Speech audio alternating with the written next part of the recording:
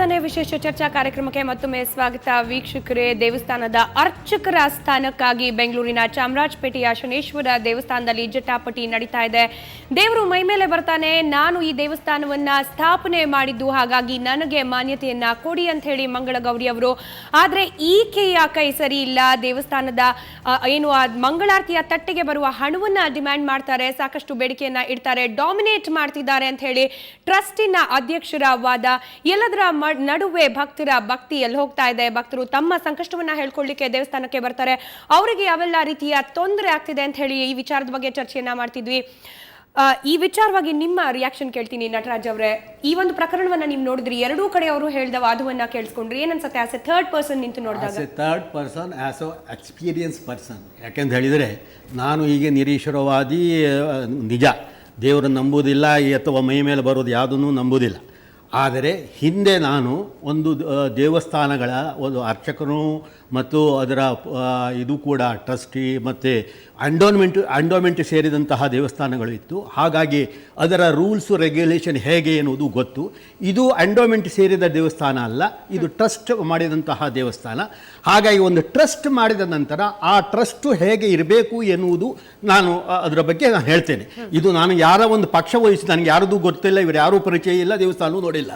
ಆದರೆ ಒಂದು ಮಾತ್ರ ಹೇಳ್ತೇನೆ, ದೇವರು ಮೈ ಮೇಲೆ ಬರ್ತೇನೆ ಅಂತ ಕಾರಣಕ್ಕಾಗಿ ಯಾವುದೇ ರೀತಿಯ ಒಂದು ಇದನ್ನು ಕೊಡುವುದು ನಮ್ಮ ಸಮಾಜದಲ್ಲಿ ಅದು ಸರಿಯಲ್ಲ. ಅವರ ಭಕ್ತರಿಗೆ ಸರಿ ಇರಬಹುದು, ಅದು ಅವರಿಗೆ ಬಿಟ್ಟಂತ. ಆದರೆ ಇಲ್ಲಿ ಆಡಳಿತದಲ್ಲಿ ಕಾಣುವಂತಹದ್ದು ಏನಂದರೆ, ಮೂರು ಮುಖ್ಯ ವಿಷಯಗಳು ನನಗೆ ಕಾಣಿಸ್ತದೆ. ಒಂದು ಹಣದ ವಿಚಾರ, ಎರಡನೇದು ಪೂಜೆಯ ವಿಚಾರ, ಮೂರನೇದು ಆಡಳಿತದ ವಿಚಾರ. ಈ ಮೂರು ವಿಚಾರ ಇರ್ತದೆ.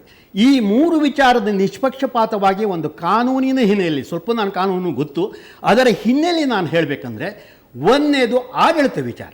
ಈ ಆಡಳಿತ ವಿಚಾರದಲ್ಲಿ ಅದು ಯಾರು ಪ್ರಾರಂಭ ಮಾಡಿದ್ದಾರೋ ಬಿಟ್ಟಿದ್ದಾರೋ ಎನ್ನುವಂತಹ ವಿಚಾರಕ್ಕಿಂತ ಅದು ಆ ಆಡಳಿತಕ್ಕೆ ಒಂದು ಯಾವುದೋ ಒಂದು ಆಡಳಿತ ಮಂಡಳಿಗೆ ವರ್ಗಾವಣೆ ಮಾಡಿದ ನಂತರ ಮತ್ತು ಪುನಃ ಅದನ್ನು ವಾಪಸ್ ಕೇಳುವಂತಹದ್ದು ಸರಿಯಲ್ಲ ಅಂತ ನನ್ನ ಒಂದು ಆಡಳಿತದ ವಿಚಾರದಲ್ಲಿ ಒಂದು.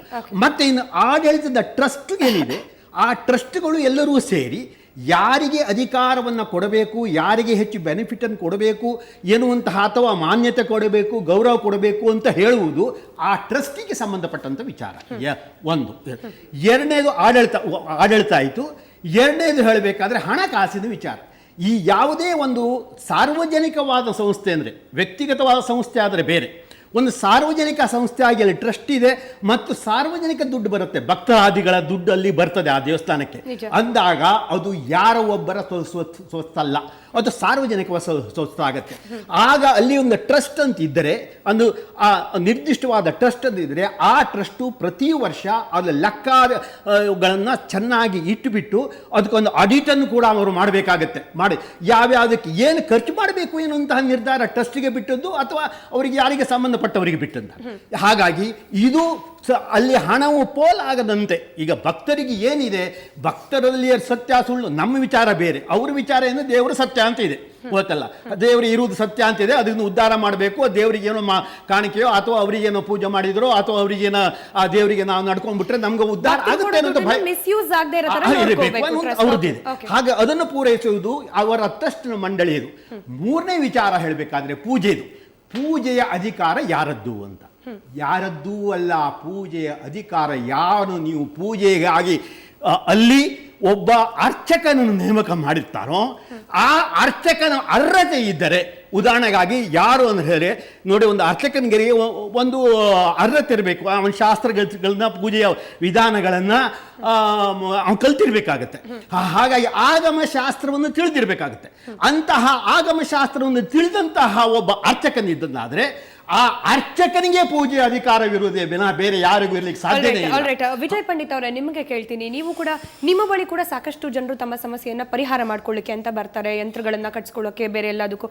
ಈ ಯಾರೋ ಒಬ್ರು ಮೈ ಮೇಲೆ ದೇವ್ರು ಬರುತ್ತೆ, ಹಾಗಾಗಿ ದೇವಸ್ಥಾನದ ಅಧಿಕಾರ ನಮಗೆ ಕೊಡಬೇಕು ಅಂತ ಹೇಳೋದು ನಿಮ್ಮ ಪ್ರಕಾರ ಎಷ್ಟು ಸರಿ?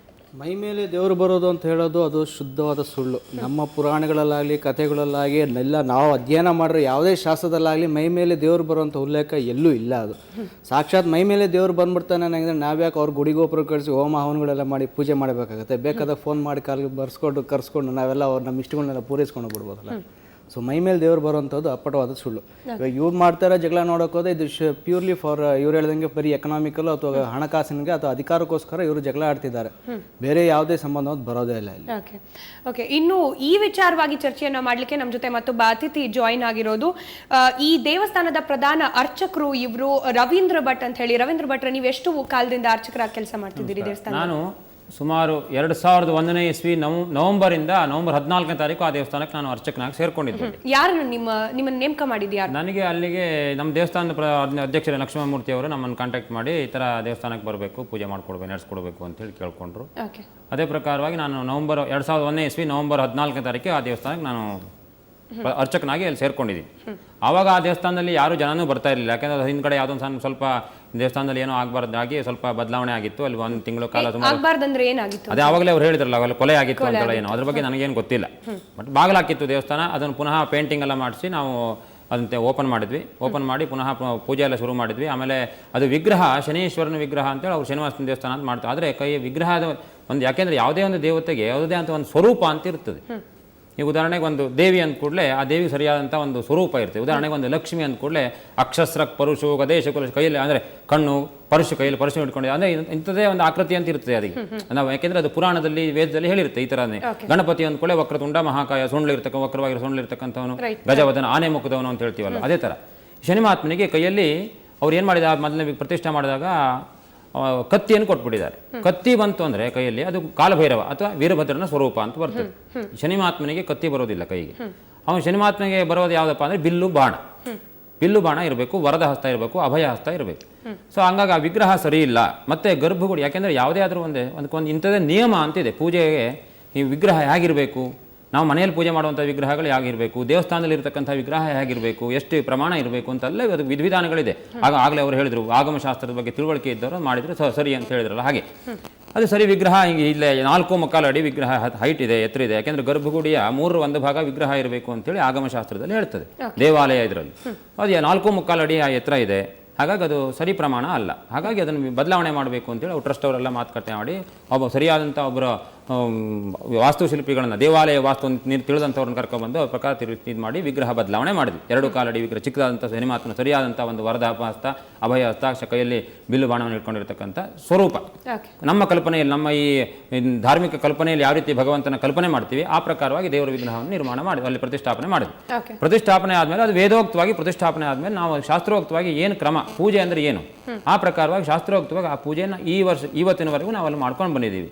ಈ ಸದ್ಯದಲ್ಲಿ ನಮಗೆ ಯಾವುದೋ ಅನಾರೋಗ್ಯದ ಒಂದು ಕಾರಣದಲ್ಲಿ ನಾನು ದೇವಸ್ಥಾನದ ಕಡೆ ಸ್ವಲ್ಪ ಬರೋದನ್ನು ಕಡಿಮೆ ಮಾಡಿದ್ದೀನಿ.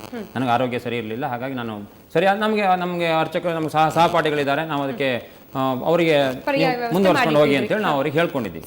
ಕೆಲವು ಸರಿ ನಮ್ಮ ಹತ್ರಕ್ಕೆ ಬರೋದಕ್ಕಾಗೋದಿಲ್ಲ, ನಮ್ಮ ಸ್ವಲ್ಪ ಓಡಾಟದ ಸಮಸ್ಯೆಗಳು ಇದೆಲ್ಲ ತಾಪತ್ರೆ ಆಗುತ್ತೆ, ಆರೋಗ್ಯ ಸರಿ ಇಲ್ಲ ಅಂತೇಳಿ ನಾವು 5-6 ತಿಂಗಳಿಂದ ನಾನು ದೇವಸ್ಥಾನದ ಕಡೆ ಸ್ವಲ್ಪ ಬರೋದನ್ನು ಕಡಿಮೆ ಮಾಡಿದ್ದೀನಿ. ಈ ನಡುವೆ ಈ ಥರ ಆಗ್ತಾ ಇದೆ. ನಾನು ಒಂದು 2-3 ವಾರ ಇರಲಿಲ್ಲ. ನಾನು ಅರ್ಚಕ ಅನ್ನೋಂಥದ್ದು ಅವರಿಗೂ ಗೊತ್ತಿರಲಿಲ್ಲ. ಯಾರಿಗೆ ಈಗ ಬಂದು ಈ ಮಂಗಳಗೌರಿ ಅವರು ಎಲ್ಲ ಬಂದು ಮಾತಾಡ್ತಾ ಇದ್ದಾರಲ್ವ, ಅವರೇ ಹೇಳಿದ್ದು, ನೀವ್ಯಾರೋ ನಮ್ಗೆ ಗೊತ್ತಿಲ್ಲ ಅಂತ ಹೇಳಿದ್ರು ಅವರು. ಸೊ ನಾನು ಅಲ್ಲಿ ಪ್ರಧಾನ ಅರ್ಚಕ ಇವು ಲಕ್ಷ್ಮಣಮೂರ್ತಿ ಅವರು, ನಾನು ಇರೋವರೆಗೂ ನೀವು ಅಲ್ಲಿ ದೇವಸ್ಥಾನದ ಅರ್ಚಕರು ಸ್ವಾಮಿ, ನೀವೇ ಅಲ್ಲಿ ಪ್ರಧಾನ ಅರ್ಚಕರು ಅಂತೇಳಿ ಅವರೇ ಸ್ವತಃ ಸುಮಾರು ಸರಿ ನನ್ನ ಹತ್ರ ಕೇಳಿದ್ದಾರೆ. ನಾನು ಅದಕ್ಕೆ ಏನು ಪೂಜೆ ವಿಧಾನಗಳಿದೆ ಆ ಪ್ರಕಾರ ಮಾಡ್ಕೊಂಡು ಹೋಗ್ತಾ ಇದ್ದೀನಿ. ಇಲ್ಲಿ ಏನು ವಿಷಯ ಬಂದಿದ್ದು ಕೇಳಿದ್ರೆ, ಒಂದು ಪೂಜೆ ಅಂದ ಕೂಡಲೇ ಪ್ರಾರಂಭದಲ್ಲಿ ಘಂಟಾನಾದ ಮಾಡಿ ಕೊನೆಯಲ್ಲಿ ಕೃಷ್ಣಾರ್ಪಣಾಲವರೆಗೂ ಒಂದು ಪೂಜೆ. ನಾವು ಪೂಜೆ ಪ್ರಾರಂಭ ಮಾಡಿ ಎಲ್ಲ ಮಾಡಿ ಅಭಿಷೇಕವನ್ನು ಮಾಡಿ ಅಲಂಕಾರ ಮಾಡಿ ಎಲ್ಲ ಆದಮೇಲೆ ಆ ಮಂಗಳಾರತಿಯನ್ನು ನಾವೇ ಮಾಡಬೇಕು. ಯಾಕೆಂದರೆ ಯಾರು ಪೂಜೆ ಪ್ರಾರಂಭ ಮಾಡಿರ್ತಾರೆ ಅವರೇ ಅದನ್ನು ಮುಕ್ತಾಯ ಮಾಡಬೇಕು. ಅದು ಬಿಟ್ಟು ಮಧ್ಯದಲ್ಲಿ ಮತ್ತೊಬ್ಬರು ಬಂದು ನಾವು ಮಾಡ್ತೇವೆ ಅಂತ ಹೇಳಿದ್ರೆ ಅದು ನಮಗೊಂದು ಇದಲ್ಲ. ಯಾಕೆಂದರೆ ನಮಗೆ ವಹಿಸಿದ್ದಾರೆ ಅವರು, ದೇವಸ್ಥಾನ ನೀವು ಅರ್ಚಕರು ಮಾಡಿ ಅಂತೇಳಿ. ಹಾಗಾಗಿ ನಾವು ಅದನ್ನು ಮಾಡುವಂಥ ಕರ್ತವ್ಯ ನಮ್ಮದು. ಅವ್ರು ಹೇಳಿದಾಗ ಅವರೇ ಮತ್ತೆ ಬಂದು ನಮಗೆ ನೀವು ಬೇಡ ಸ್ವಾಮಿ, ನೀವು ಹೊರಗಡೆ ಹೋಗಿ ನಾವು ಮತ್ತೆ ಬೇರೆಯವರು ಸೇರಿಸ್ಕೊತೀನಿ ಅಂದರೆ ನಾವು ಖಂಡಿತವಾಗ್ಲೂ ಅದನ್ನು ಕೀ ಕೊಟ್ಬಿಟ್ಟು ಅವ್ರಿಗೆ ದೇವಸ್ಥಾನದ ವ್ಯವಸ್ಥೆಯನ್ನು ನೀವು ನಡೆಸ್ಕೊಳ್ಳಿ ಅಂತೇಳಿ ನಾವು ಅಂದರೆ ಅವರಿಷ್ಟ. ಯಾಕೆಂದರೆ ಅವರು ದೇವಸ್ಥಾನದ ಟ್ರಸ್ಟಿಗಳು, ಯಾಕೆಂದ್ರೆ ನಮ್ಮ ಬೇರೆ ಯಾವುದೇ ವಿಷಯ ನಮಗೆ ಗೊತ್ತಿಲ್ಲ. ನಮಗೆ ಅವ್ರು ಏನು ಹೇಳಿದ್ದಾರೆ, ಪೂಜೆ ಮಾಡಿ ಅಂತೇಳಿ ನಾವು ಅದನ್ನು ಪೂಜೆ ಮಾಡ್ತಾ ಇದ್ದೀವಿ. ಇವ್ರು ಯಾವಾಗ ಬಂದಿದ್ದು ಅಂತ ಹೇಳಿ ಅವ್ರು ಇವಾಗ ಒಂದು 2.5 ತಿಂಗಳು 2 ತಿಂಗಳು ಆಗಿರ್ಬೇಕು ಹೆಚ್ಚು. ಯಾವ ರೀತಿ ನಿಮ್ಮ ಪೂಜೆಗೆ ನಮಗೇನು ಇಲ್ಲ. ಅವ್ರು ಬಂದರು ಒಂದು ದಿವಸ, ಅವತ್ತು ಈ ನಮ್ಮ ಅಧ್ಯಕ್ಷರು ಯಾರೂ ಇರಲಿಲ್ಲ. ಅವರು ಮಹಾಮಂಗಳಾರತಿ ಕರೆಕ್ಟಾಗಿ 8 ಗಂಟೆಗೆ ಅವರು 8-8:15 ದೇವಸ್ಥಾನಕ್ಕೆ ಪ್ರತಿ ಶನಿವಾರನೂ ಕೂಡ 8 ಗಂಟೆಗೆ ಅವ್ರು ದೇವಸ್ಥಾನಕ್ಕೆ ಹಾಜರಿರ್ತಾರೆ. ಆ ದೇವಸ್ಥಾನಕ್ಕೆ ಅವ್ರು ತರಬೇಕಂತ ಏನೇನು ಅವ್ರ ಮನಸ್ಸಿಗೆ ಬರ್ತದೆ, ಹೂವು ತರಬೇಕು ಅಥವಾ ಏನು ತರಬೇಕು ಅದನ್ನು ತಗೊಂಡು ಅವ್ರು ಕರೆಕ್ಟಾಗಿ 8 ಗಂಟೆಗೆ ಬರ್ತಾರೆ. ಆವತ್ತಿನ ದಿವಸ ಅವರ ತಮ್ಮನ ಮಗಳದೇ ಆದ ಮದುವೆ ಇತ್ತು. ಹಾಗಾಗಿ ಅವ್ರು ಆವತ್ತಿನ ದಿವಸ ಬರಲಿಲ್ಲ. ಸೊ ಆವತ್ತೇನಾಯಿತು, ಇವರು 9 ಗಂಟೆ 8:15 ಇವರು ಅನುಯಾಯ ಜೊತೆಗಳು ಇವಂದರೆ ಇವರ ಜೊತೆ ಸಹಪಾಠಿಗಳೆಲ್ಲ ಜೊತೆಗೆ ಬಂದವರು ನೇರ ಗರ್ಭಗುಡಿ ಒಳಗೆ ಪ್ರವೇಶ ಮಾಡಿಬಿಟ್ರು. ನಾವಿದ್ದಾಗೆ ನಾವು ಪೂಜೆ ಮಾಡ್ತಾ ಇದ್ದೀವಿ. ಅವಾಗ ಒಳಗಡೆ ಬಂದೇ ಬಿಟ್ಟು ಅವರು ಬಂದು ನಾವು ಮಾಡಬೇಕು ಪೂಜೆನ ಅಂತಂದ್ರು. ನಾವು ಏನು ಹೇಳೋದಕ್ಕಾಗತ್ತೆ ಅವಾಗ, ನಮಗೆ ಏನು ಅದ್ರ ಬಗ್ಗೆ ಮಾಹಿತಿ ಇಲ್ಲ. ಇವ್ರು ಬರ್ತಾರೆ ಅನ್ನೋದು ಗೊತ್ತಿಲ್ಲ ನಮಗೆ, ಅಥವಾ ಪೂರ್ವಭಾವಿ ಯಾರು ಅಂತಾನು ನಿಮಗೆ ಯಾರು ಅಂತಾನು ಅಂದ್ರೆ ಅವ್ರು ಮಂಗಳಗೌರಿ ಸ್ವಾಮಿಗಳು ಅಂತೇಳಿ ನಮಗೆ ಗೊತ್ತಿದೆ ಅಂದ್ರೆ ಅವ್ರು ಬೇರೆ ಕಡೆ ಪೂಜೆ ಮಾಡ್ತಾ ಇದ್ದಾರೆ ಅನ್ನೋದು ಗೊತ್ತಿದೆ. ಮೊದಲು ಈ ಸ್ಥಳದಲ್ಲಿ ಅವ್ರು ಇದ್ರಂತೆ ಅನ್ನೋದು ಗೊತ್ತಿದೆ ನಮಗೆ. ಹಾಗಂತೇಳಿ ಈಗ 14 ವರ್ಷ, ನಾನು 2001ರಿಂದ ಬಂದಾಗಿಂದ ಅವ್ರೇನು ಬರಲಿಲ್ಲ ದೇವಸ್ಥಾನಕ್ಕೆ. ಅವ್ರು ನಮಗೆ ಒಂದು ಈ ದೇವಸ್ಥಾನಕ್ಕೆ ಇವಾಗ ಮತ್ತೆ ಬರ್ಬೋದು ಅನ್ನೋಂಥ ಭಾವನೆ ನಮಗೆ ಇರಲಿಲ್ಲ. ಬಂದು ನಾವು ಪೂಜೆ ಮಾಡ್ತೀವಿ ಅಂತ ಬಂದು ನಿಂತ್ಕೊಂಡ್ಬಿಟ್ರು. ಸೊ ಅವತ್ತು ನಾವು ಏನೂ ಮಾತಾಡಲಿಲ್ಲ, ಯಾಕೆಂದ್ರೆ ಇವ್ರು ಯಾರೂ ಇಲ್ಲ, ದೇವಸ್ಥಾನ ಟ್ರಸ್ಟಿಗಳು ಯಾರೂ ಇಲ್ಲ ಮಾತಾಡೋದಕ್ಕೂ ನಮಗೆ. ಸೊ ನಾವು ಸುಮ್ಮನೆ ಆದ್ವಿ ಅವತ್ತು. ಹಾಗಂತೇಳಿ ಅವತ್ತು ಮಹಾಮಂಗಳಾರತಿ ಟೈಮಿಗೆ ಬರಲಿಲ್ಲ ಅವರು. ನಾವು ಮಹಾಮಂಗಳಾರತಿ ಎಲ್ಲ ನಾವು ಮಾಡಿದ್ವಿ. ಕೊನೆಗೆ ಬಂದರು, ಅವ್ರ ಪಾಡಿಗೆ ಅವ್ರು ಪೂಜೆ ಮಾಡಿದ್ರು, ಹೊರಗಡೆ ಹೋಗಿ ಕೂತ್ಕೊಂಡ್ರು, ಭಜನೆ ಮಾಡ್ತಾರೆ. ಆ ವಾರದಲ್ಲಿ ಅಷ್ಟೇ ಕಳೆದೋಯ್ತು. ಪುನಃ ಮತ್ತೆ ನೆಕ್ಸ್ಟ್ ವಾರದಿಂದ ಮುಂದೆ ತುಂಬ ಜಾಸ್ತಿ ಆಗ್ತಾ ಹೋಯ್ತು. ಅವ್ರ ಈ ಕಡೆ ಎಲ್ಲ ಬರೋದು, ಅಲ್ಲಿ ದೇವಸ್ಥಾನದ ಬಗ್ಗೆ ಏನೇನೋ ಹೇಳ್ಕೊಂಡು ಹೋಗೋದು. ಯಾಕೆಂದರೆ ನಾವು ಆ ದೇವಸ್ಥಾನಕ್ಕೆ ಅರ್ಚಕಸ್ಯ ಪ್ರಭಾವೇಣ ಶಿಲಾಭವತಿ ಶಂಕರ ಅಂತೇಳಿ ಒಂದು ಶಾಸ್ತ್ರದಲ್ಲಿ ಹೇಳ್ತೀವಿ. ನಾವಲ್ಲಿ ಕಷ್ಟ ಅಂದರೆ ದೇವಸ್ಥಾನ ಅಂದರೆ ಯಾವ ರೀತಿ ನೋಡಬೇಕು, ಜನರು 4 ಜನ ಬರಬೇಕು, ಆಕರ್ಷಣೆ ಆಗಬೇಕು. ಅಂದರೆ ಬಂದಂಥ ಭಕ್ತಾದಿಗಳು ಸಂತೋಷವಾಗಿ ಬಂದವರಿಗೆ ಒಂದು ಅರ್ಚನೆ ಮಾಡೋದು, ಮಂಗಳಾರತಿ ಮಾಡೋದು ಶಾಸ್ತ್ರೋಕ್ತವಾಗಿ ಮಾಡಿದರೆ ಅವ್ರಿಗೆ ಖುಷಿ ಆಗ್ತದೆ. ಯಾಕೆಂದರೆ ಭಕ್ತರು ಬರೋದೇ ಏನಕ್ಕೆ ದೇವಸ್ಥಾನಕ್ಕೆ, ಅವರಲ್ಲಿರ್ತಕ್ಕಂಥ ಕಷ್ಟಗಳ ಪರಿಹಾರ ಆಗಲಿ ಅಂತ ಹೇಳಿ ಕೇಳ್ಕೊಳ್ಳೋದಕ್ಕೆ ದೇವಸ್ಥಾನಕ್ಕೆ ಬರೋದು.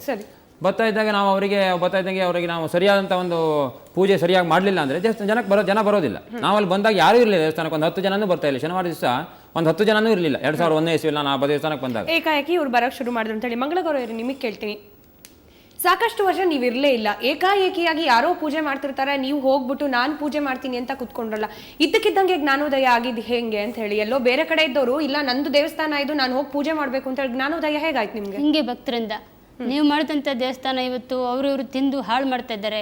ಅಲ್ಲಿ ಬರುವಂತ ಹಣಕಾಸು ಅಂದ್ರೆ ನೀವು ಹೋಗ್ಬಿಟ್ಟು ಟ್ರಸ್ಟಿಗಳ ಜೊತೆ ಮಾತನಾಡಬಹುದಾಗಿತ್ತು, ಬೇರೆ ಯಾವ್ದೋ ರೀತಿಯಲ್ಲಿ ಪರಿಹಾರ ಮಾಡ್ಕೋಬಹುದಾಗಿತ್ತು. ಅವತ್ತೇ ಮಾತಾಡ್ದಿರೋರು ಇವತ್ತು ಮಾತಾಡ್ತಾರ, ಇವತ್ತು ಅವ್ರು ಮಾತಾಡ್ತಾ ಇದಾರ, ಇನ್ನೊಬ್ರನ್ನ ಮುಂದೆ ಬಿಟ್ಟು ಮಾತಾಡ್ತಾ ಇದ್ದಾರೆ.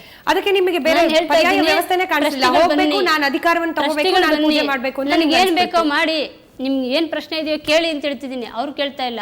ಯಾರೋ 3ನೇ ವ್ಯಕ್ತಿನ ಏನು ಗೊತ್ತಿಲ್ಲದೆ ಇರೋರ್ನ ಮುಂದೆ ಕಳಿಸಿ ಈಚೆ ಎಳ್ದಾಕ್ರಿ, ಕತ್ತರಿದ ಆಚೆ ತಳ್ರಿ, ಈ ತರದ ಅವಮಾನಗಳು, ನೋವುಗಳು ಕೊಡ್ತಿದ್ದಾರೆ. ಲಕ್ಷ್ಮಣ ಮೂರ್ತಿ ಅವರೇ, ಕೊಲೆ ಆಯ್ತು ಈ ದೇವಸ್ಥಾನದಲ್ಲಿ ಅಂತ ಹೇಳಿ ಪದೇ ಪದೇ ಕೇಳಿ ಬರ್ತಿರೋದು, ಯಾವ ವಿಚಾರಕ್ಕೆ ಕೊಲೆ ಆಯ್ತು ಇದು? ಅದು ಯಾವ ವಿಚಾರಕ್ಕಲ್ಲ, ಅವರು ಅವರು ದೇವಸ್ಥಾನದಲ್ಲಿ ಬರೆಯೋಕ್ಕೆ ಲೆಕ್ಕ ಬರೆಯೋಕ್ಕೆ ಇಟ್ಟಿದ್ದು, ಅಲ್ಲೇ ಅವ್ರು ಮನಗ್ತಾ ಇದ್ರು. ಪುರೋಹಿತರು ಇಬ್ಬರು ಅಲ್ಲೇ ಮನಗ್ತಾ ಇದ್ರು. ಅದೇನು ಕಾರಣಕ್ಕಾಯ್ತು ಅಂತ ಇವತ್ತವರೆಗೂ ಯಾರಿಗೂ ಗೊತ್ತೇ ಇಲ್ಲ. ಇದು ಪೊಲೀಸ್ ಕೇಸು ಆಗ್ಲಿಲ್ಲ? ಆಯಿತು, ಪೊಲೀಸ್ ಕೇಸ್ ಆಗಿ ನನಗೆ ಟೈಫಾಯ್ಡ್ ಜ್ವರ ಬಂದು ಮನಗಿದಾಗ ಬೆಳಗಿನ ಜಾವ 3 ಗಂಟೆಗೆ ಬಂದು ACP DCP ಎಲ್ಲ ಕರ್ಕೊಂಬಂದ್ರು. ನಾನು ಕೇಳಿದ್ರು, ಸರ್ ಒಳಗಡೆ ಇರೋ ಪುರೋಹಿತರಿಗೆ ಕೇಳಬೇಕು. ಇವಾಗ ಅವರು ಆ ಕಾಲದಲ್ಲಿ ಇಬ್ರು ಬ್ರಾಹ್ಮಣರು ಇದ್ರು, ಅವ್ರನ್ನೇ ಕೇಳಬೇಕು ಅಂತ ಅವ್ರಿಗೆ ವಿಚಾರಣೆ ಮಾಡಿ ಇವರೇ ಮಾಡಿರೋದು ಅಂದ್ಬಿಟ್ಟು ಕರ್ಕೊಂಡು ಒಳಗೆ ಹಾಕಿದ್ರು. ಎಷ್ಟು ವರ್ಷದ ಹಿಂದೆ ನಡೆದಿದ್ದು ಅಂತ ಹೇಳಿ? ಇದು ಸುಮಾರು 2000ನೇ ಇಸ್ವಿಲಿ. ಅದಾದ ನಂತರ ನೀವು ಇವ್ರನ್ನ ರವೀಂದ್ರ ಭಟ್ರನ್ನ ನೇಮಕ ಮಾಡಿದ್ರು. ಓಕೆ, ಮಂಗಳಗೌರಿ ಅವರೇ, ಇವಾಗ ನಿಮಗೆ ದೇವಸ್ಥಾನದಲ್ಲಿ ಪೂಜೆ ಮಾಡೋಕೆ ಅವಕಾಶ ಮಾಡ್ಕೊಡ್ಬೇಕು, ಆ ದೇವಸ್ಥಾನ ನಿಮ್ದು ಅಂತ ಹೇಳಿ ನೀವು ಹೇಳ್ತಾ ಇರೋದು. ಈಗ ಅದಕ್ಕೆ ಆದ ಒಬ್ಬರನ್ನ ನೇಮಿಸಿದ್ದಾರೆ ಪೂಜೆ ಮಾಡ್ಲಿಕ್ಕೆ ಅಂತ ಹೇಳಿ. ನಿಜವಾಗ್ಲೂ ನಿಮಗೆ ದೇವರ ಅಭಿವೃದ್ಧಿ ಅಂದ್ರೆ ದೇವರ ಕಾರ್ಯದಲ್ಲಿ ಅಭಿವೃದ್ಧಿ ಆಗಬೇಕು, ಯಾವುದೇ ರೀತಿ ಭಕ್ತರಿಗೆ ಮೋಸ ಆಗಬಾರ್ದು ಅನ್ನೋ ನಿಮ್ದು ಉದ್ದೇಶನೇ ಆಗಿದ್ರೆ ಅವ್ರು ಪೂಜೆ ನೆರವೇರಿಸ್ಕೊಂಡು ಹೋಗ್ತಿದ್ದಾರೆ. ಇಷ್ಟು ವರ್ಷಗಳ ಕಾಲ ಪೂಜೆಯಲ್ಲಿ ಯಾವುದೇ ರೀತಿ ಅಡಚಣೆಗಳಿರ್ಲಿಲ್ಲ, ನೆರವೇರ್ತಾ ಇದೆ ಸಾಗುವಾಗಿ. ನಿಮಗೇನು ತೊಂದರೆ ಇರೋದೇನು ಅಂತ ಹೇಳಿ? ನನಗೆ ಆ ದೇವಸ್ಥಾನ ಬೇಕು ಅಂದ್ರೆ ಇಡೀ ಅಧಿಕಾರ ನಿಮ್ ಕೈ ಕೊಡ್ತೀನಿ. ನಂದು ದೇವಸ್ಥಾನ, ನನಗೋಸ್ಕರ ಮಾಡಿದ ದೇವಸ್ಥಾನ, ನನ್ನ ಜೀವನ ತ್ಯಾಗ ಮಾಡಿ ಭಗವಂತನಿಗೆ ನಾನು ಮಾಡಿರುವಂತ ದೇವಸ್ಥಾನ. ಅಂದ್ರೆ ದೇವರ ಮೇಲೆ ನಿಮಗೆ ಪೇಟೆಂಟ್ ಇದೆ, ದೇವಸ್ಥಾನದ ಮೇಲೆ ನಿಮಗೆ ಅಧಿಕಾರ ಇದೆ ಸಂಪೂರ್ಣವಾಗಿ? ಹೌದು, ಸಂಪೂರ್ಣ ಅಧಿಕಾರ ಇದೆ ನನಗೆ. ಇವತ್ತು ಯಾರು 15 ವರ್ಷದಿಂದ ಇವ್ರು ಯಾರು ಏನು ಮಾಡಿಲ್ವೋ ನನ್ನ ಕೈಲಿ ಕೊಡ್ಲಿ, ಅದನ್ನ ನಾನು ಮಾಡ್ತೀನಿ. ಏನ್ ಮಾಡ್ತೀರಿ ಅಂತ ಹೇಳಿ? ಏನ್ ಮಾಡಿಲ್ಲ ಇವ್ರು? ನೀವೇ ದೇವಸ್ಥಾನ ಏನು ಮಾಡಿಲ್ಲ. ನಾನು ಬಿಟ್ಟು ಬಂದಾಗ ಯಾವ ರೀತಿ ಇದೆಯೋ ದೇವಸ್ಥಾನ ಇವತ್ತವರೆಗೂ ಹಂಗೆ ಇದೆ. ಗೋಪುರ ಕಟ್ಟಬೇಕು, ಬೇಕಾದ ಪೂಜೆಗಳು ಮಾಡಬೇಕು, ಅದರಲ್ಲಿ 10,000 ಜನಗಳಿಗೆ ಒಂದು ಒಳ್ಳೆ ಕಾರ್ಯಗಳು ಮಾಡಬೇಕು, ನನಗೆ ಆಸೆ ಇದೆ, ಅದನ್ನ ನಾನು ಮಾಡ್ತೀನಿ. ಇಷ್ಟು ವರ್ಷ ಯಾಕಿರ್ಲಿಲ್ಲ ನಿಮ್ಗೆ ಆಸೆ? ಕೊಟ್ಟಿದ್ರಲ್ಲ, ಬಿಟ್ಟು ಹೋಗ್ಬಿಟ್ಟಿದ್ದೆ ತಿಂದು ಸಾಯ್ಲಿ ಅಂತ. 10,000 ಜನ ಬಂದು ಸ್ವಾಮಿ ನಿಮ್ಮ ಹೆಸರಲ್ಲಿ ಕಟ್ಟಿರುವಂತ ದೇವಸ್ಥಾನಗಳು ಇಷ್ಟೊಂದು ನೋವು ಮೋಸಗಳು ಮಾಡ್ಕೊಂಡು ತಿಂತಾ ಇದಾರಲ್ಲ. ಅದೇ ದುಡ್ಡಲ್ಲಿ ಕುಡಿಯೋದು, ಅದೇ ದುಡ್ಡಲ್ಲಿ ತಿನ್ನೋದು, ಅದೇ ದುಡ್ಡು ಬಡ್ಡಿಗೆ ಬಿಡೋದು. ಈಗ 10 ಜನ ಏನ್ ಟ್ರಸ್ಟ್ ಅಲ್ಲಿ ಇದ್ದಾರೋ ಅಷ್ಟು ಜನ ಬದುಕ್ತಾ ಆಗ್ತಿದೆ ದೇವಸ್ಥಾನದಲ್ಲಿ. ದೇವ್ರು ನಿಮ್ಮ ಮೇಲೆ ಮೈ ಮೇಲೆ ಬರ್ತಾನೆ ಅಂತ ಹೇಳಿ ನೀವು ಹೇಳ್ಕೊಳ್ಳೋದು, ಈ ಅನ್ಯಾಯದ ಬಗ್ಗೆ ದೇವ್ರು ಯಾವತ್ತಾದ್ರೂ ಮಾತಾಡಿರೋದು ಇದೆಯಾ ಅಂತ ಹೇಳಿ? ನಾನು ಇವತ್ತವರೆಗೂ ನನಗೆ ದೇವ್ರು ಬರುತ್ತೆ, ನನಗೆ ಬಿಟ್ಕೊಡಿ, ನನಗೆ ಮಾಡ್ಕೊಡಿ ಅಂತ ನಾನು ಹೇಳ್ತಾ ಇಲ್ಲ. ನನ್ನ ಜೀವನ ತ್ಯಾಗ ಮಾಡಿ ನಾನು ಅಲ್ಲಿ ಸ್ಥಾಪನೆ ಮಾಡಿದ್ದೀನಿ. ನನಗೆ ಆ ಜಾಗ ಬಿಟ್ಕೊಡಿ, ನಾನು ಏನು ಅಲ್ಲ, ದೇವ್ರು ನಿಮ್ಮ ಮೇಲೆ ಬರುತ್ತೆ ಅಂತ ಹೇಳಿ ನೀವು ಹೇಳ್ತಾ ಇರೋದು. ದೇವ್ರು ನನ್ನ ಮೇಲೆ ಬರ್ತಾನೆ, ಆಹ್ವಾನ ಬರ್ತಾನೆ. ಭಕ್ತರನ್ನ ಕೇಳಿ ನೀವು, ಭಕ್ತರನ್ನ ಕೇಳಿ ಭಕ್ತರು ಏನ್ ಹೇಳ್ತಾರೆ ಅದನ್ನ ಕೇಳಿ. ನಮ್ಮ ಹತ್ರ ದೃಶ್ಯಾವಳಿಗಳು ಕೂಡ ಇದೆ, ನೀವು ದೇವ್ರು ಬಂದ ಹಾಗೆ ಮಾಡ್ತಾ ಇರೋದು ಅದೆಲ್ಲ ಅಂತ ಹೇಳಿ, ಅದೇನು ಅಂತ ಹೇಳಿ ಹಾಗಾದ್ರೆ ದೇವ್ರು ನಿಮ್ಮ ಮೈ ಮೇಲೆ ಬರ್ತಾನೆ? ಹೇಳಿದ್ರಲ್ಲ ನೀವೇ ಆಗ್ಲೇ, ಹುಚ್ಚಿರ್ಬೋದು, ಬೆಪ್ಪಿರ್ಬೋದು, ಇನ್ನೊಂದಿರ್ಬೋದು, ಏನೋ ಇರ್ಬೋದು, ನನಗೆ ಗೊತ್ತಿಲ್ಲ. ಅದನ್ನ ನೀವು ಅದರಿಂದ ಏನು ಅನುಭವ ಆಗಿದೆ ಭಕ್ತರು ಅವ್ರನ್ನ ಕೇಳ್ಬೇಕು ನೀವು. ಏನಿಲ್ಲ ಅದು ಅನುಭವ ಆಗಿದೆ ನಿಮಗೆ, ಒಳ್ಳೇದಾಗಿದೆಯಾ ಕೆಟ್ಟದಾಗಿದೆಯಾ ಇದೇನು ಅಂತ ನೀವು ಭಕ್ತರನ್ನ ಕೇಳಬೇಕು. ನನಗೆ ಗೊತ್ತಿಲ್ಲ ಅದು. ಏನು ಹೇಳ್ತೀರಿ ನಟರಾಜ್ ಅವರೇ, ಅವ್ರಿಗೆ ಗೊತ್ತಿಲ್ವಂತೆ ಏನು ಅಂತ ಹೇಳಿ? ನೋಡಿ, ಇದೊಂದು ವ್ಯಕ್ತಿಗತವಾದಂತಹ ಒಂದು ವಿಚಾರ ಅವರು ಹೇಳ್ತಾ ಇದ್ದಾರೆ. ಯಾಕೆಂದ್ರೆ ಅವ್ರು ಏನು ಹೇಳ್ತಿದ್ದಾರೆ, ನನ್ನ ಮೈ ಮೇಲೆ ಬರುತ್ತೋ ಬಿಡ್ತದೋ ನನಗೆ ಗೊತ್ತಿಲ್ಲ ಅಂತ ಹೇಳ್ತಿದ್ದಾರೆ. ಎರಡನೇದು ಹೇಳ್ತಾರೆ ಭಕ್ತನ ಕೇಳಬೇಕು ಅಂತ ಹೇಳ್ತಾರೆ. ಈ ಎರಡೇ ಕಾನ್ಫ್ಲಿಕ್ಟ್. ಒಂದು ಅರ್ಥಾತ್ ಏನಂದ್ರೆ ದೇವರು ಬರ್ತಾನೆ ಎನ್ನುವ ಬಗ್ಗೆ ಅವರಿಗೆ ನಿರ್ಧಾರ ಇಲ್ಲ, ಆದ್ರೆ ಭಕ್ತರ ಮೂಲಕವಾಗಿ ದೇವರು ಬರ್ತಾನೆ ಅಂತ ಅಲ್ಲಿ ಒಂದು ಕ್ರಿಯೇಟ್ ಆಗಿದೆ ಅಂತ ಅನಿಸುತ್ತೆ. ಗೊತ್ತಲ್ಲ, ಅದು ಯಾರು ಇವ್ರು ಕ್ರಿಯೇಟ್ ಮಾಡಿದ್ರೋ ಬೇರೆಯವ್ರು ಕ್ರಿಯೇಟ್ ಮಾಡಿದ್ರೋ ಅಥವಾ ಅದು ಹೇಗೆ ತನ್ನಿಂದ ಆಯಿತೋ ಗೊತ್ತಿಲ್ಲ. ಆದರೆ ಒಂದು ಮಾತ್ರ ಇದು, ಇವರು ತನ್ನ ಮೈ ಮೇಲೆ ಬರ್ತದೆ ಅಂತ ಹೇಳುವುದಾಗಲಿ, ಬರುವುದಿಲ್ಲ ಅಂತ ಹೇಳಿ ಬರುವುದಿಲ್ಲ ಅಂತ ಹೇಳಿಬಿಟ್ಟು ಆ ರೀತಿಯ ಪೋಸ್ ಕೊಡುವುದಾಗಲಿ, ಬಂದ ಹಾಗೆ ಮಾಡೋದ್ರಲ್ಲಿ ಕಾಣಿಸ್ತಾ ಇದೆ, ಮೈ ಮೇಲೆ ಬಂದ ಹಾಗೆ ಮಾಡೋದಾಗಲಿ, ಅಥವಾ ಭಕ್ತರ ಮೂಲಕವಾಗಿ ಅಮಾಯಕ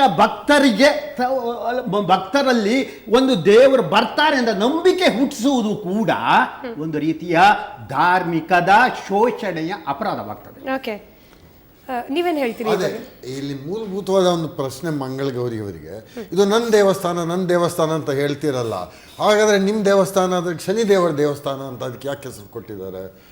ಒಂದು. ಎರಡನೇದಾಗಿ ಶನಿದೇವರಿಗೆ ಅನ್ಯಾಯವಾಗುತ್ತದೆ ಅಂತ ಇದ್ದರೆ, ಅಂಥ ಶನಿದೇವರಂತ ಒಬ್ಬನು ಇದ್ದರೆ ತನಗಾದ ಅನ್ಯಾಯವನ್ನು ನೋಡ್ಕೊಳ್ಳೋದಕ್ಕೆ ಆ ದೇವರಿಗೆ ತಾಕತ್ತಿಲ್ವಾ? ನೀವು ಯಾಕ್ರಿ ಮಧ್ಯದಲ್ಲಿ ಬರಬೇಕು? ಇನ್ನೊಂದು ಪ್ರಶ್ನೆ ನನ್ನ ಮೇಲೆ ಬರ್ತದೆ. ಇದೆಲ್ಲವನ್ನು ನೋಡಿದಾಗ ಸ್ಪಷ್ಟವಾಗಿ ಮತ್ತೆ ಕಾಣೋದಿದೆ, ಇದು ನಂದು ಅಂತ ಹೇಳ್ತಾ ಇರುವಾಗ it's a matter of ownership. ನಾನು ಹಾಕಿದ ಅಂಗಡಿ, ಅದರ ಫಲವನ್ನು ನಾನು ಅನುಭವಿಸ್ತೀನಿ, ನೀನು ಯಾವ ಬರೋದು, ಆ ಥರ ಲ್ಯಾಂಗ್ವೇಜು. ಬಟ್ ಅದನ್ನು ಒಂದು ಧಾರ್ಮಿಕ ರೀತಿಯಲ್ಲಿ ಅಡಗಿಸ್ಕೊಂಡು ಬಿಟ್ಟು ಕೌಚ್ ಮಾಡಿಬಿಟ್ಟು ಮಾತಾಡ್ತಾ ಇದ್ದಾರೆ ಇವರು.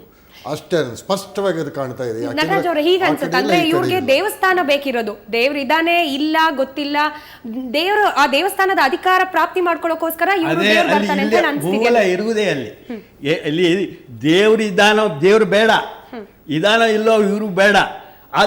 ಆದರೆ ದೇವರ ಹೆಸರಿನಲ್ಲಿ ಆ ಅಧಿಕಾರವನ್ನು ಪ್ರಾಪ್ತಿ ಮಾಡಿಕೊಂಡು ಅಲ್ಲಿ ಬರುವ ಲಾಭಕ್ಕೆ ಆ ಲಾಭದ ಪಾಲುದಾರರಾಗಬೇಕು ಅಥವಾ ಸಂಪೂರ್ಣ ಓನರ್ಶಿಪ್ ಪಡಬೇಕು ಎನ್ನುವುದು ಅಲ್ಲ. ನಾ ಹೇಳ್ತಾರೆ, ನೀವು ಹೇಳ್ತಾ ಇಲ್ಲ ಎನ್ನುವುದು ಸಾಮಾನ್ಯ ಜನರಿಗೆ. ನಾನು ಥರ್ಡ್ ಪಾರ್ಟಿ ಆಗಿ ನನಗೇನು ಅವರು ಇವತ್ತೇ ನೋಡ್ತಾ ಇರುವುದು, ಇವರು ಇವತ್ತೇ ನೋಡಿ ನಾನು ಯಾರನ್ನೂ ನೋಡಿಲ್ಲ, ಗೊತ್ತಲ್ಲ, ಹಾಗೆ ವ್ಯಕ್ತವಾಗ್ತದೆ ಅಂತ ನಾನು ಹೇಳ್ತಾ ಇದ್ದೆ. ಹಾಗೆ ಇದನ್ನು ತೀರ್ಮಾನ ಮಾಡಬೇಕಾದ್ರೆ ನಾ ಹೇಳಿದಲ್ಲ, 3 ವಿಷಯಗಳಿಂದ ಆಡಳಿತ, ನಾನು ಹೇಳಿದ್ದೆ ನಿಮಗೆ, ಅರ್ಚಕ, ಆಡಳಿತ ಮತ್ತು ಹಣಕಾಸು. ಈ 3 ವಿಷಯದಲ್ಲಿ ಒಂದು ನ್ಯಾಯಯುತವಾದಂತಹ ಒಂದು ಮಂಡಳಿಯನ್ನು ನಿರ್ಮಿಸಿ, ಭಕ್ತರಿದ್ದಾರೆ, ಆ ಭಕ್ತರುಗಳೆಲ್ಲ ಒಪಿನಿಯನ್ ಅವ್ರು ಹೇಳೋ ಪ್ರಕಾರ, ಮಂಗಳಗೌರಿ ಅವ್ರು ಹೇಳೋ ಪ್ರಕಾರ ಅವ್ರಿಗೆ ಗೊತ್ತಿಲ್ಲ ದೇವ್ರು ಬರೋದು ಮೈ ಮೇಲೆ ಬರ್ತಾನೆ ಬರಲ್ಲ ಅಂತ ಹೇಳಿ. ನೀವು ನೋಡಿದೀರಾ ಅವ್ರ ಮೇಲೆ ದೇವ್ರು ಬರೋದು? ಅದನ್ನೆಲ್ಲ ನೋಡಿದ್ದೀನಿ. ಏನ್ ಮಾಡ್ತಾರೆ ಆ ಸಂದರ್ಭದಲ್ಲಿ ಅವರು? ದೇವ್ರು ಬಂದಾಗ ಅದೇ ಈ ತಿರ್ಸಿಲ ಹಿಡ್ಕೊಂಡು ದೇವ್ರು ಬಂದಿದೆ ಅಂತ ಹೇಳ್ತಾರೆ. ಅವಾಗ ನೆಂಬಿ ನಾನು ಹೋಗಿ ದೇವ್ರು ಕೇಳ್ತಾ ಇದ್ದೆ, ಇಲ್ಲ ಅಂದಿಲ್ಲ. ನೀವು ಕೂಡ ಹೋಗ್ತಿದ್ರಿ ಅವ್ರ ಮೇಲೆ ದೇವ್ರು ಬಂದಿದೆ ಅಂತ? ಅವಾಗ ಹೋಯ್ತಾ ಇದೆ, ನಾವು ಯಾರೋ ಹಿಂಗೆ ಪಕ್ಕದಲ್ಲಿದ್ದು ಯಾರೋ ಕರ್ಕೋಯ್ತಾ ಇದ್ರು, ಹಿಂಗೆ ನಾನು ಇದೇ ತರ ಇದಾಗಿದೆ. ಈಗ ವಾಪಸ್ ಬಂದ್ರಲ್ವಾ ಅವ್ರ ದೇವಸ್ಥಾನಕ್ಕೆ ಬಂದು, ನಾನು ಅರ್ಚನೆ ಮಾಡ್ಬೇಕು, ಪೂಜೆ ಮಾಡ್ಬೇಕು ಅಂತ ಹೇಳಿ ಬಂದ ಮೇಲೆ ಕೂಡ ಅವ್ರ ಮೇಲೆ ದೇವ್ರು ಬರ್ತಾ ಇದೆ. ಅವಾಗ ಈ ದೇವಸ್ಥಾನದಲ್ಲಿ ನಡೀತಿರೋ ಅನ್ಯಾಯ ಇದು ಯಾವ್ದ್ರ ಬಗ್ಗೆನೂ ಮಾತನಾಡಲ್ವಾ? ಅದನ್ನೇ ಹೇಳ್ತಾ ಇದಾರಲ್ಲ, ಇವಾಗ ಮಾಡ್ತಾ ಈ ಟ್ರಸ್ಟ್ ಅಲ್ಲಿ ತಪ್ಪು ಮಾಡ್ತಾ ಇದೀರಾ, ಅನ್ಭೋಗಿಸ್ತಾರೆ, ಇನ್ನೂ ಅನ್ಭೋಗಿಸ್ತಾರೆ, ಮನೆಗಳಲ್ಲಿ ಬೆಂಕಿ ಅಂಟ್ಕತ್ತದೆ, ಇವೆಲ್ಲ ಹೇಳ್ತಾರೆ. ಓಕೆ ವೀಕ್ಷಕರೇ, ಒಟ್ಟಾರೆ ಒಂದು ರೀತಿಯಲ್ಲಿ ದೇವಸ್ಥಾನದ ಅಧಿಕಾರಕ್ಕೋಸ್ಕರ ದೇವರು ಬರ್ತಾನೆ ಅನ್ನೋ ಒಂದು ವಿಷಯವನ್ನ ದುರುಪಯೋಗ ಪಡಿಸ್ಕೊಳ್ತಾ ಇದ್ದಾರೆ ಮಂಗಳದೇವಿ ಅವರು ಅನ್ನೋ ಮಾತುಗಳು ವ್ಯಕ್ತವಾಗ್ತಾ ಇದೆ. ಇದ್ರ ಬಗ್ಗೆ ನೀವು ಕೂಡ ನಿಮ್ಮ ಅಭಿಪ್ರಾಯವನ್ನು ಹಂಚ್ಕೋಬಹುದು. ಜೊತೆಗೆ ಈ ರೀತಿ ನೀವು ಕೂಡ ವಂಚನೆಗೆ ಒಳಗಾಗಿದೆ ಅಂದ್ರೆ, ಯಾರೋ ಒಬ್ರು ಬಂದು ನನ್ನ ಮೇಲೆ ದೇವರು ಬರ್ತಾನೆ ಅಂತ ಹೇಳ್ಕೊಂಡು ನಿಮಗೆ ವಂಚನೆ ಮಾಡಿದ್ದು, ಅಥವಾ ನಿಮಗೆ ಗೊತ್ತಿರೋರು ವಂಚನೆಗೆ ಒಳಗಾಗಿದ್ದ ಪ್ರಕರಣ ಇದ್ರೆ ಅದನ್ನ ಕೂಡ ಕರೆ ಮಾಡಿ ಹಂಚ್ಕೋಬಹುದು. ದೂರವಾಣಿ ಸಂಖ್ಯೆಗಳನ್ನ ಈಗಾಗಲೇ ನಾವು ತೋರಿಸ್ತಾ ಇದೀವಿ. ಎಲ್ಲ ಚರ್ಚೆ ಮುಂದುವರಿತೆ. ಜೊತೆಗೆ ನಿಮ್ಮ ದೂರವಾಣಿ ಕರೆಗಳನ್ನ ಕೂಡ ಸ್ವೀಕರಿಸ್ತೀವಿ ಚಿಕ್ಕದೊಂದು ಬ್ರೇಕ್ನ ನಂತರ.